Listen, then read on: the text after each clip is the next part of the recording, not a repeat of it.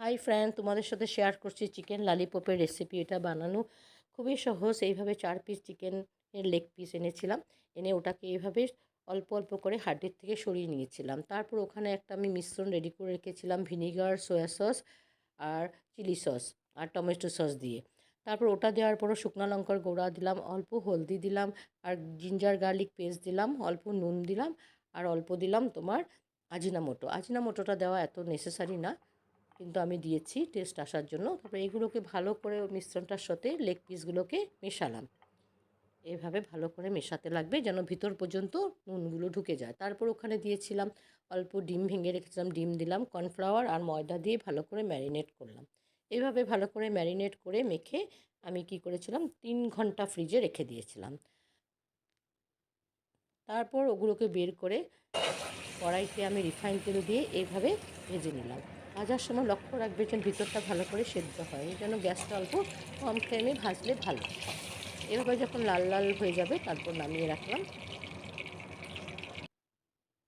তারপর কড়াইতে আবার রিফাইন তেল দিলাম, অল্প গার্লিক, অল্প জিঞ্জার, অল্প চিলি আর অনিয়ন দিলাম, দিয়ে অল্প ভেজে নিলাম।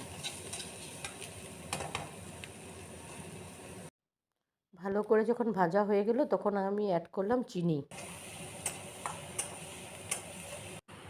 ভাজার পরে এই যে মিশ্রণটা তখন তৈরি করেছিলাম, ওই মিশ্রণটাই ছিল, অল্প রেখে দিয়েছিলাম, ওগুলোকে ওখানে দিয়ে দিলাম। আর সামান্য পরিমাণ জল দিব যেন ওটা লেগে না যায়। এইভাবে ভালোভাবে যখন মিশ্রণটা রেডি হবে তখন আমি অল্প পরিমাণ কর্নফ্লাওয়ার গুলে রেখেছিলাম, ওটাকে এভাবে ঢেলে দিব। ঢেলে আমি ভালো করে মেশাবো। তারপর ওখানে একটু আজিনামোটো দিয়েছিলাম, আজিনামোটো দিয়ে ভালো করে মেশাতে লাগবে। তারপর এই যে চিকেনগুলোকে আমি ভেজে রেখেছিলাম ওগুলো ওখানে দিয়ে দেব, দিয়ে ভালো করে আমি মিক্সড করব। এইভাবে ভালো করে মিক্স করতে লাগবে। তারপর আমি কড়াই থেকে নামিয়ে ধনেপাতা দিয়ে অল্প গার্নিশ করে দিব।